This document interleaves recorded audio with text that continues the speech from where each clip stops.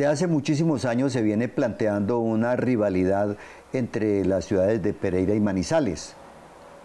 Eso fue lo que originó la creación del departamento de Risaralda en el año de 1967, hace 57 años.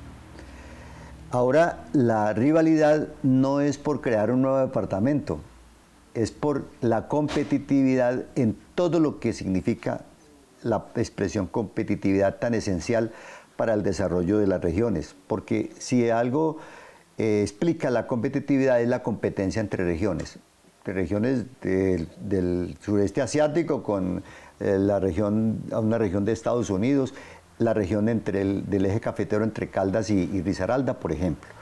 Vamos a dialogar a continuación con Hernán Roberto Meneses, ingeniero eléctrico y experto en desarrollo vial con una gran experiencia y tiene algunas cosas para comentarnos alrededor de todo lo que nos está faltando a nosotros para alcanzar el desarrollo que, según él, Manizales ha logrado 40 kilómetros de dobles calzadas que nosotros no hemos podido hacer en Pereira. Después de esta pausa, regresamos con Hernán Roberto Meneses. Deja de esperar que los astros se alineen. Mejor solicita el adelanto de tu cuota monetaria con Credisubsidio de Crédito Confamiliar para que puedas hacer esas compras que tanto necesitas. Recuerda que por ser afiliado a Confamiliar tienes tasas subsidiadas. Todo lo que necesitas es Crédito Confamiliar. Vigilado Supersubsidio. Gracias, Hernán Roberto, por recibirnos acá en tu casa. Son muy bienvenidos. Muchas gracias por tu visita, Luis. ¿Son verdaderamente 40 kilómetros o ya son más los que tenemos de diferencia entre Manizales y Pereira en materia de desarrollo vial? Nosotros nos hemos quedado atrás y Manizales ha avanzado sorprendentemente. Sí, yo me di a la tarea de hacer una comparación de lo que en dobles calzadas tenemos entre Pereira, Armenia y Manizales. Y sorprende no solamente Manizales, sino también Armenia, como tienen no solamente más longitud de dobles calzadas, sino un sistema vial que facilita la movilidad. En el caso de Armenia, pues, un circuito que está cerrado por la avenida 19, la avenida Los Camellos, la avenida Ancísar López, que cierran un circuito. Los circuitos resultan supremamente importantes para que la movilidad funcione. O sea, cuando hablas de circuitos es movilidad circular. Que cierre un loop. Sí, claro. Un ciclo. Recién hice yo un programa con Luis Guillermo Velázquez, quien fue gerente de Autopistas del Café hace algunos años, y él dice que si hay un problema grave en la movilidad de Pereira es que no tenemos vías circulares. Es correcto. ¿A eso te refieres? A eso me refiero. Y no solamente en vías. Lo mismo ocurre en el sistema eléctrico o en los sistemas de acueducto. Para que funcionen muy bien los sistemas es necesario que haya circularidad en el suministro. Refirámonos al agua. Si tenemos un circuito circular de agua, si voy del punto A al punto B, siempre tendré dos trayectorias para llegar a ese punto. En cambio, si tengo un sistema radial, pues no tengo sino una manera, hablando topológicamente, de llegar de A a B. Porque es a lo largo, es longitudinal, que es el problema de Pereira, que arranca, diga usted, en Cerritos y la salida... en la Romelia. Es un solo eje. O como decía muy coloquialmente alguien, una escupa sobre la vía, se resbala un ciclista y tenemos un trancón de la Madonna. Ese es, digamos, parte entonces de los problemas de movilidad de la ciudad. Por un lado, que no tiene un sistema circular o que no ha consolidado un sistema, porque sí está diseñado, lo que no está es construido. Lo mismo le pasa a Manizales. Manizales también tiene un circuito, yo diría que tiene tres, que es la Panamericana, que va de la estación Uriba a San Marcelo y continúa hacia Bogotá. Por el otro lado está la Paralela, por el otro lado está la avenida Santander y por el otro lado está la Kevin Ángel. O sea que en el sentido este-oeste tiene 4 vías que a su vez están intercomunicadas por túneles y grandes intersecciones, la Uribe y San Marcel, y los túneles de la 50 y los túneles de la 67 en Manizales, que hacen que no solamente haya esos ejes este-oeste, sino que haya unos ejes norte-sur que comunican esas vías. Circularidad. Creando microcircuitos, ¿cierto? Porque entonces entre la estación Uribe y la calle 50 se forma un circuito, entre la 50 y la 67 se forma otro, entre la 67 y San Marcel se forma otro, más todos los que se forman. En ese esquema, ¿qué tenemos nosotros? ¿Qué tenemos? Nosotros tenemos la avenida 30 de Agosto y tenemos en paralelo la avenida Belalcázar y la avenida Sur o la avenida de las Américas. Pero la avenida Belalcázar no continuó de la calle 24 en adelante en doble calzada, sino en una sola vía de un carril por sentido. Si miramos en longitudes, la avenida Belalcázar va de la calle 17 a la calle 24. O sea, 7 cuadritas, y nos demoramos 2 administraciones, la administración de Marta Elena Bedoya y la de Luis Alberto Duco, para hacer una vía de 700 metros en doble calzada. Y de ahí en adelante no fuimos capaces de continuarla en doble calzada. La avenida Sur sí está hecha en doble calzada y forma un paralelo. Pero la avenida del Río nunca la hemos podido concluir. 40 y pico de años. 40 y pico de años, cuando Juan Guillermo Ángel hizo un pedazo, puso un aviso que decía... Año 82. 20 años no es nada, para mostrar que entre el diseño y la construcción transcurrieron 20 años. Pues han transcurrido 40 años y todavía no tenemos una avenida como la Avenida del Río. Ese es pues uno de los grandes problemas de Pereira. Por un lado, el que no tiene un sistema, no tiene anillos. El segundo es que no tiene longitud, o sea, no hemos construido grandes vías en los últimos 20 o 25 años. Y en tercer lugar, no tenemos intersecciones, porque usted va a Manizales y se encuentra con múltiples intersecciones. La pasada administración hizo 2 grandes intersecciones, que fueron la de Cámbulos al frente del terminal de transporte. En Manizales. En Manizales, que era la única intersección que le faltaba a la Panamericana. Y por el otro lado, la salida hacia Neira sobre la avenida Kevin Ángel. Con eso queda completo, digamos, el sistema vial de Manizales. Y si tenemos unas tasas de crecimiento relativamente pequeñas, como las que ya tienen estas ciudades, digamos que Manizales está mucho mejor equipada hacia futuro y eso da competitividad. El otro tema es el transporte. Fíjese que en Manizales la tarifa de transporte tiene un diferencial con Pereira. El año pasado era de 200 pesos, hoy es de cerca de 300 pesos. Transporte urbano. En el transporte urbano. Es una lástima que 13 años después de lanzado el sistema integrado de transporte público, esa I sea un adorno, porque la I es de integrado. Y la I no es cualquier cosa, significa que el transporte colectivo debe estar integrado por definición con el transporte masivo o con el transporte troncal. Porque sí es posible que de Milán a Mercasa vaya un bus alimentador y pueda conectarse a las líneas troncales. O sea, que un estudiante de Milán, de la Universidad Tecnológica, pueda bajarse en Mercasa, tomar un bus troncal, bajarse en el Parque Olaya y tomar el cable que lo lleve a la universidad por un solo tiquete. Pero los habitantes de amplios sectores de la ciudad, como este sector de Tribunas, para ir a la universidad necesita 2 buses. El sector del parque industrial necesita de 2 o de 3 buses. ¿Y a quién afecta la no integración del transporte? Afecta a los más pobres, que son los que viven más lejos. Entonces, la no integración es un crimen con los pobres, es quitarle más plata a los pobres en beneficio de los transportadores. Esto es una afirmación que yo he venido haciendo desde hace tiempo, y es que el control de la ciudad en buena parte obedece a los transportadores. Los transportadores son apenas 400 propietarios, y esos 400 propietarios manejan la ciudad, manejan el transporte. ¿Cómo es posible que los buses verdes troncales tengan más de 1.500.000 kilómetros? Los articulados, cuando el contrato original de concesión decía que máximo en 7 años o en 1.000.000 de kilómetros se debían cambiar los buses por buses nuevos. Pues por artimañas que han venido pasando, como en la conversación anterior que hablamos del caballo volador, ampliando el plazo, pues de 1.000.000 pasamos a 1.500.000. Y Luis, el caballo todavía no vuela.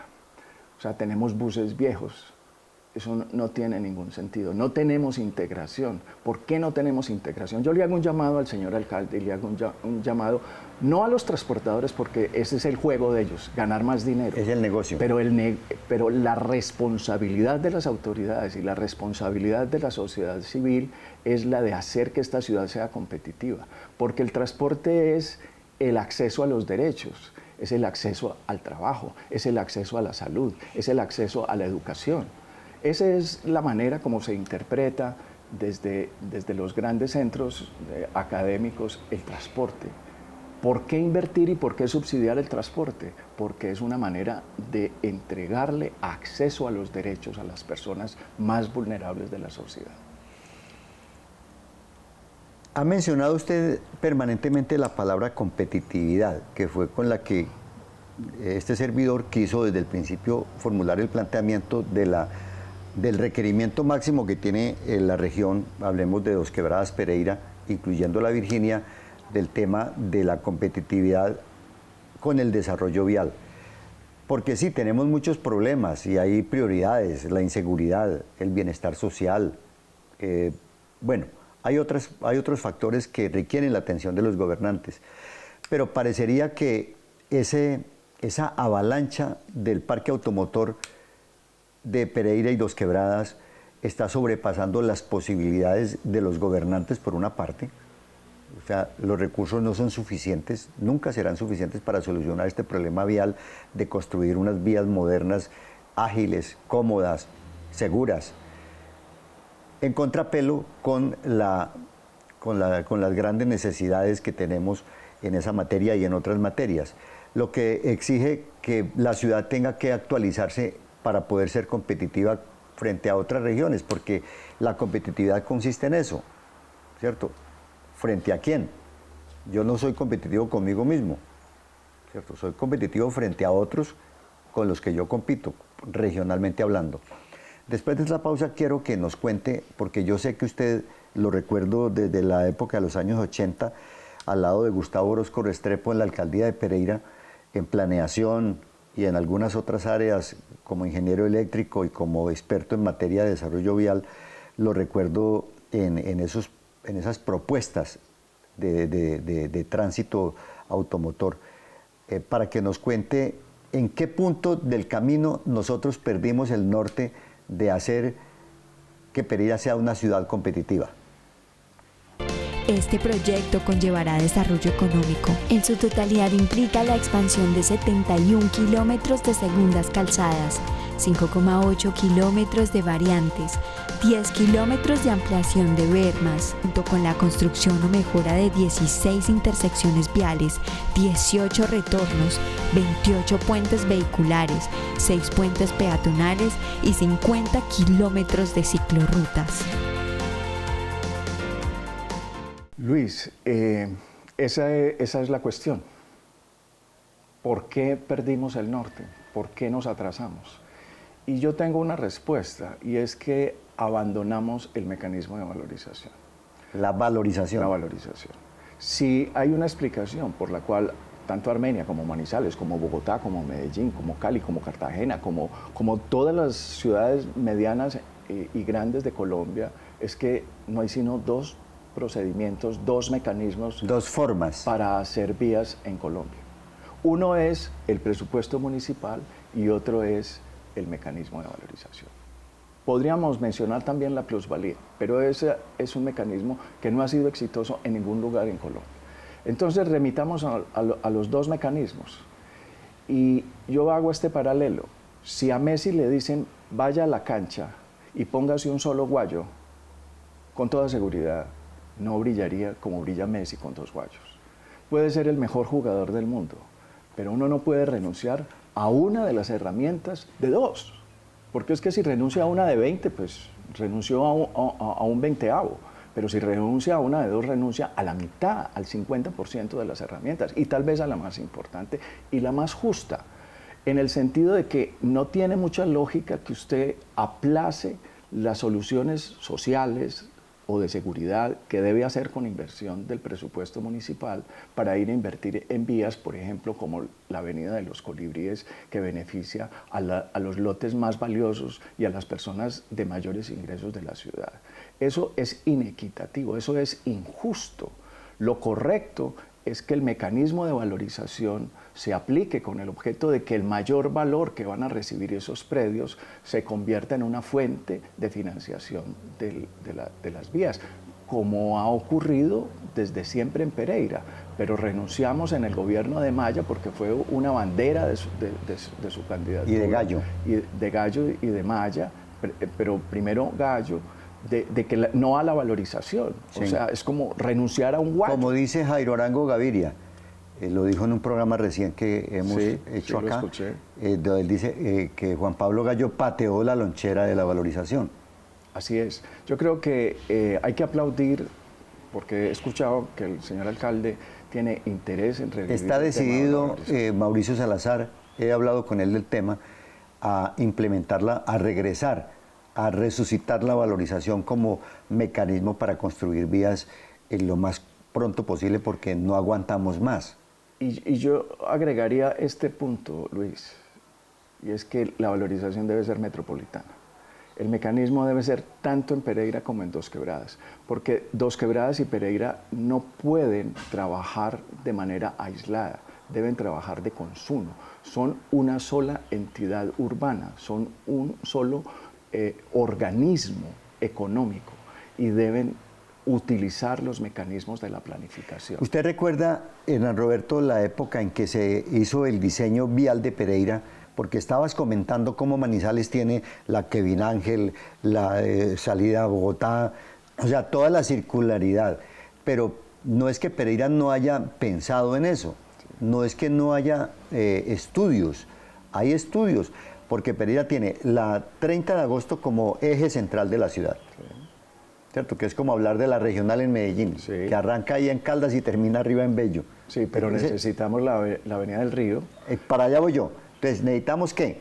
Necesitamos la Avenida del Río. Y no, y más. Y la norte-norte, la sur-sur. Después de esta pausa. Puntos de vista con Luis García Quiroga. El programa de los líderes de opinión.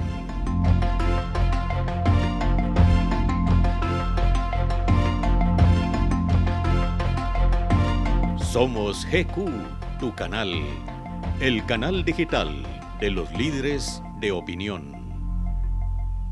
¿Qué tenemos actualmente? Es lo que voy a rayar así ondulado. Entonces, desde Cerritos, la avenida 30 de agosto y la continuación por la avenida del Ferrocarril hasta la Romelia. ¿Qué tenemos? La variante Condina.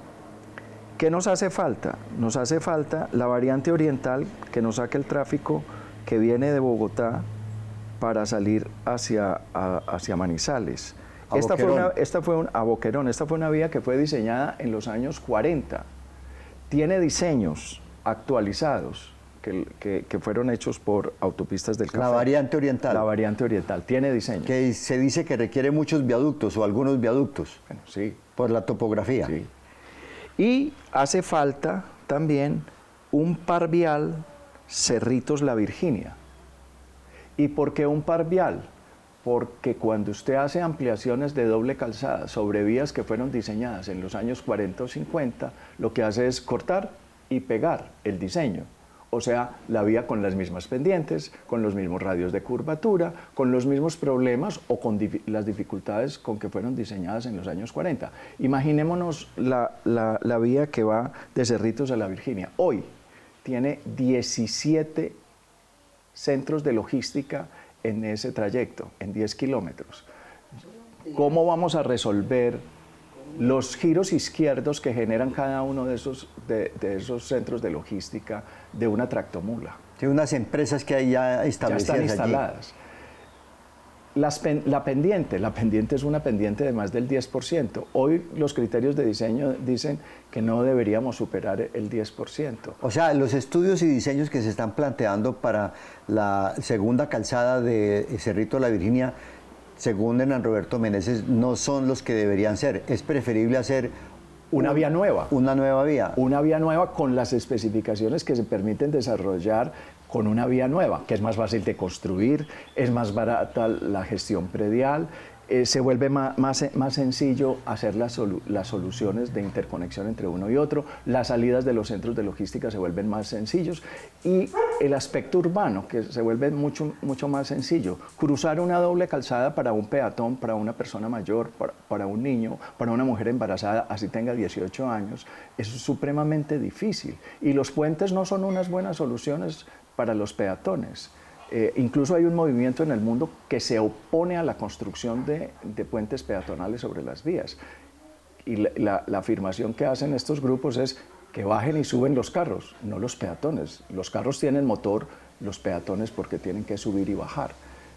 Y hay todo un movimiento a que sea el carro el que baje y sube y que el peatón pase a nivel. En Boston hay un famoso puente que hace justamente eso, respetar al peatón y que el vehículo sea el que baja y luego vuelve y sube y el peatón cruza a nivel. Entonces, el par vial Cerritos-La Virginia por Malabar permitiría hacer una vía nueva, mucho más fácil de construir, porque no hay que hacer pareisigas. Usted diseña subiendo de La Virginia hacia Cerritos una vía nueva con mejores pendientes y desarrolla más tierra, valoriza más tierra, incorpora más área al desarrollo, valoriza más y produce más impuestos. Entonces la solución, y yo entendería que se va a hacer un estudio de alternativas, ¿qué es mejor? Si construir la doble calzada o construir el par vial. Sería supremamente importante que las autoridades, tanto departamentales como municipales, exigieran al INVÍAS la elaboración de ese estudio de alternativas. ¿Cuál es la diferencia entre un par vial y una doble calzada? El mejor ejemplo es el helicoide a Santa Rosa.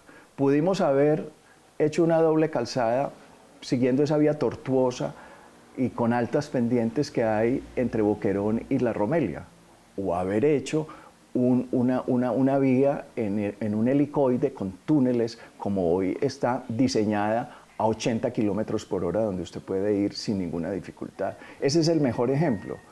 Usted asciende de La Romelia a Santa Rosa por una vía diseñada en el siglo XXI, o hace una doble calzada y pega y pega, copia y pega los mismos problemas que tuvo cuando la hizo en los años 40 o 50.